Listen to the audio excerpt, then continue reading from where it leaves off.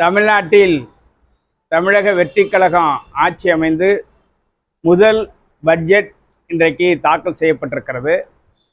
இந்த பட்ஜெட் நிதி ஒதுக்கீடு என்பது வரலாற்று முக்கியத்துவம் வாய்ந்ததாக பார்க்கப்படுகிறது. குறிப்பாக தமிழ்நாட்டில் இந்த நிதியாண்டில் மட்டும் நீர்ப்பாசனத்துறையை மேம்படுத்துவதற்கு 9,264 கோடி ரூபாய் ஒதுக்கீடு செய்திருக்கிறார்கள். இது மிகப்பெரிய ஒரு வரலாற்று முக்கியத்துவம் வாய்ந்ததாக பார்க்கப்படுகிறது. கடந்த காலங்களில் நீர்ப்பாசனத்துறையை நிதி ஒதுக்கீடு இல்லாமல் மிகப்பெரிய அளவில் நீர்ப்பாசனம் பின்தங்கியிருந்தது. அதுபோல பனை மேம்பாட்டுக் கழகம் பதநீரை பதப்படுத்துவதற்கு 16 கோடி, கிராமப்புறங்களில் ஆடு வளர்ப்பதற்கு 110 கோடி, பால்வளத்தை பெருக்குவதற்கு 10,000 கோடி, காவிரி குண்டாறு இணைப்பு திட்டத்திற்கு 150 கோடி, காவிரி வைகை தாமிரபரணிகளில் சுற்றுலா தலமாக மாற்றுவதற்கு 25 கோடி, இப்படி பலவாறு ஒதுக்கீடு செய்யப்பட்டிருக்கிற நிதிகள் முழுமையும் ஒரு தொலைநோக்கு பார்வையோடு இந்த நிதி ஒதுக்கப்பட்டிருக்கிறது.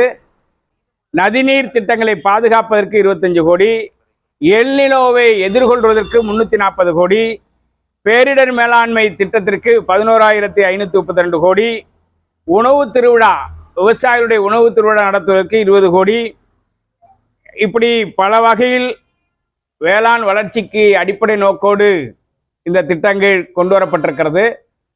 பேரிடர் காலத்தில் அலையாத்தி காடிகள் என்பது மிகப்பெரிய வரப்பிரசாதமாக விவசாயிகளால் பார்க்கப்படுகிறது. இந்த திட்டத்திற்கெல்லாம் தனித்தனியாக நிதி ஒதுக்கீடு, அதே போல மனிதர்கள் விலங்குகள் தாக்குதலை தடுப்பதற்கு 20 கோடி என்கிற அடிப்படையில் வேளாண்மையை மையப்படுத்தி பல்வேறு யாரும் எதிர்பார்க்காத நிலையில் இந்த திட்டங்களை அறிவித்திருப்பதை நாங்கள் வரவேற்கிறோம்.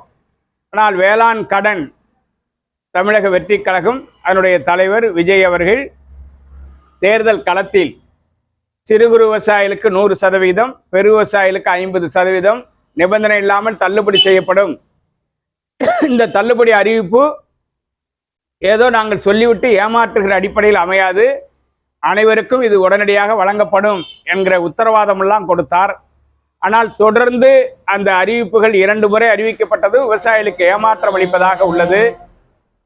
நாளைய தினம் வேளாண் பட்ஜெட்டில் முதலமைச்சர் வாக்குறுதி, தேர்தல் வாக்குறுதியின் அடிப்படையில் தள்ளுபடி செய்வார் என்று எதிர்பார்த்து காத்திருக்கிறோம். அப்படி அறிவிக்க மறுத்தால் தொடர்ந்து விவசாயிகள் போராட்ட களத்தை தீவிரப்படுத்த வேண்டிய நெருக்கடி ஏற்படும் என்பதை முதலமைச்சருக்கு தெரிவித்துக் கொள்ள விரும்புகிறோம். ஒரு வரலாற்று முக்கியத்துவம் வாய்ந்த நிதிநிலை அறிக்கையை கொடுத்துவிட்டு விவசாயிகள் உற்பத்தி பெருக்கத்தை தனது அரச காலத்தில் பெருக்கம் தீவிரமடைந்தது என்று ஒப்புக்கொள்ளுகிற அரசாங்கங்கள் இன்றைக்கு எல்நினோ தாக்குதலால் குருவையை இழந்திருக்கிறோம். சம்பாவு கேள்விக்குறியாக இருக்கிறது. விவசாயிகளுடைய ஒட்டுமொத்த வாழ்க்கை மிக பெரும் பின்னடைவை சந்திருக்கிற நேரத்தில் தேர்தல் கால வாக்குறுதியின் அடிப்படையில் கடன் தள்ளுபடியை நாளைய தினம் முதலமைச்சர் அனுமதியோடு வேளாண்மைத்துறை அமைச்சர் அறிவிப்பார் என்று எதிர்பார்ப்போடு அதற்கான நடவடிக்கைகளை அவசர காலமாக மேற்கொள்ள வேண்டும் என நான் வலியுறுத்துகிறேன். கடந்த ஆட்சியில் நீர்ப்பாசனத்துறைக்கு நிதி ஒதுக்கீடே செய்யாமல் பெயரளவிலே தான் நிதி ஒதுக்கீடு செய்தார்கள். காலங்கடந்து 4வது ஆண்டுக்கு பிறகுதான் 1,500-600 கோடி ரூபாய் அளவில் நிதி ஒதுக்கீடு செய்யப்பட்டது. ஏற்கனவே அண்ணா திராவிட முன்னேற்ற கழக ஆட்சி காலத்தில் போடப்பட்ட 4 கதவணைகள் எல்லாம் ரத்து செய்துவிட்டு அந்த நிதியை வேறு பயன்பாட்டிற்கு பயன்படுத்தினார்கள். தற்போது இந்த அரசு 9,264 கோடி ரூபாயை ஒதுக்கீடு செய்திருப்பது, நீர்ப்பாசனத்துறைக்கு முதன்மைப்படுத்தி ஒதுக்கீடு செய்திருப்பது மிகப்பெரிய வரவேற்பு பெற்றதாக இருக்கிறது. நீர்ப்பாசனத்துறை அடிப்படையாக வேளாண் உற்பத்திக்கு, உணவு உற்பத்திக்கு நீர்ப்பாசனம் தான் அடிப்படையானது. இது கடந்த காலங்களில் மிகுந்த வேதனை அளிக்கிற வகையில் நிதி ஒதுக்கீடுகள் இருந்தது. இன்றைக்கு அது மிகப்பெரிய அளவில் யார் எதிர்பாராத வகையில் 9,264 கோடி என்பது அனைத்து நீர்நிலைகளையும் தூர்வாருவதற்கும், கட்டுமானங்களை மேம்படுத்துவதற்கும், கதவணைகள் அமைப்பதற்கும் இந்த நிதி முழுமையாக பயன்படும்.